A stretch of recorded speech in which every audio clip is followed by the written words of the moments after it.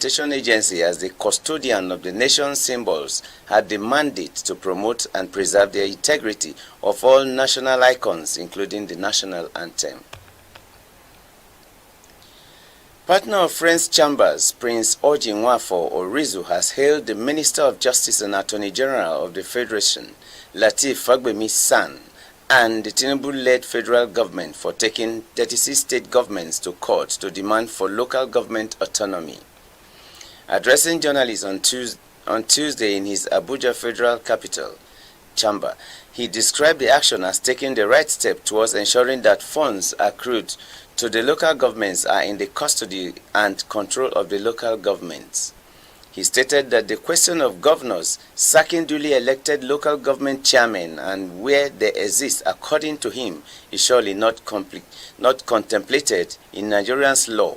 He therefore cited Section 7 of the 1999 Constitution of the Federation by boldly saying that it is unambiguous while disclosing that it provides for local government's existence. He was quick to add that the same section makes states to control over the finance of the local governments.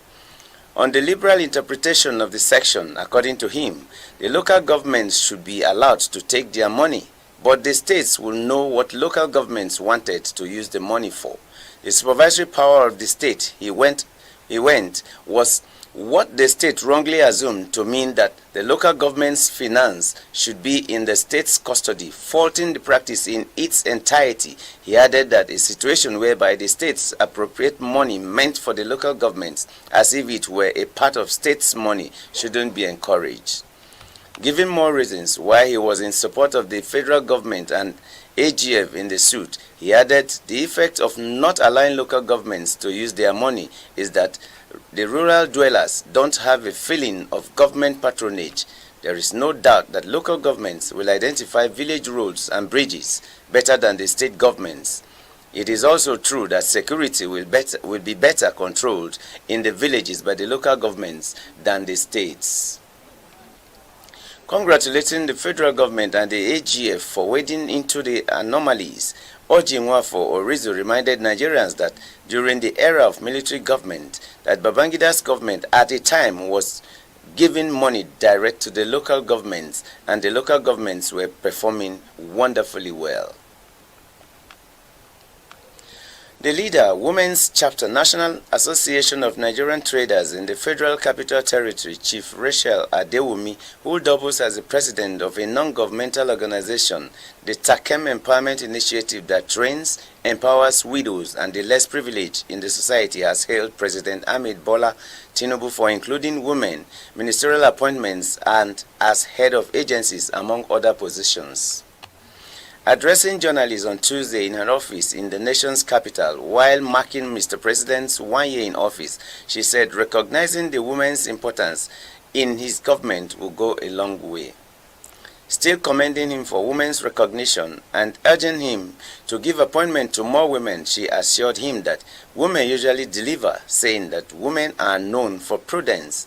The woman leader further hailed him for including youths in the government, pointing out that it will go a long way to prepare them for the future politics of the country as the leaders of tomorrow. While also commending Mr. President for having been listening to people's complaints and trying to find solutions, which according to her is one of the basic principles of democratic leadership. She, however, hailed him for commencement of commissioning of many completed projects within his 1 year in office, a move she noted would be beneficial to the country and help in the areas of economic growth and development. Still hailing Mr. President, she said that it is one thing to start a project and another to complete it to the people's benefits, even as she enjoined politicians to put political parties apart and collaborate to move the country forward. Rachel Adewumi, however, drew the attention of Mr. President to the plight of traders, informing that due to the cost of living, traders have been finding it difficult in their businesses, appealing to Tinubu to use his good office and political experience to wade into the high price of fuel, which has caused rise in the transportation fares, problems of banditries, kidnappings, among others.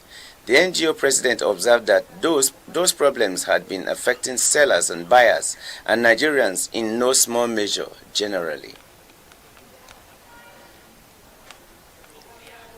The convener of the Security Situation Room in non-governmental organization, Dr. Douglas Ogbankwa, on Thursday scored the administration of President Bola Tinubu high on efforts at stabilizing the economy.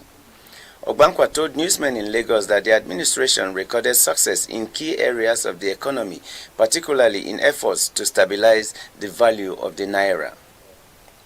He assessed the administration's performance in the past 1 year of its inception. Ogbankwa, a lawyer, said that although the efforts were not being acknowledged by many, they were impactful. According to Ogbankwa, improving the value of the naira would positively affect many other aspects of the economy. Ogbankwa described the highway as one of the longest coastal highways in Africa. Ogbankwa, however, advised the president to take steps to sack corrupt public officers, undermining the efforts of his administration. He said that removing bad eggs from the administration will rebrand the country. He also urged the government to reduce taxes so as to make life easier for the masses. If you are just joining us, you are watching the news on Asset Television. We will be back after this short break. Welcome to Asset Television, your best station for news, politics, business, sport and entertainment. Your one-stop channel, Asset Television. Welcome back from the break. Stakeholders in the cooperative sector in Abuja on Wednesday commended President Bola Tinubu's administration for his financial inclusion drive. They gave the commendation in a communique signed by Mr. Emmanuel Atama, the Executive Secretary, National Cooperatives Financing Agency of Nigeria, at the end of a summit. Atama said the summit resolved that Tinubu had demonstrated the interest to assist cooperatives to grow and flourish by appointing a technical advisor on financial inclusion. He said the president had also elevated financial inclusion subjects to the agenda of the National Economic Council, NEC. He appealed to the government to activate the National Cooperative Advisory Board and establish the National Council on Cooperative Affairs as contained in the National Cooperative Development Policy of Nigeria 2002.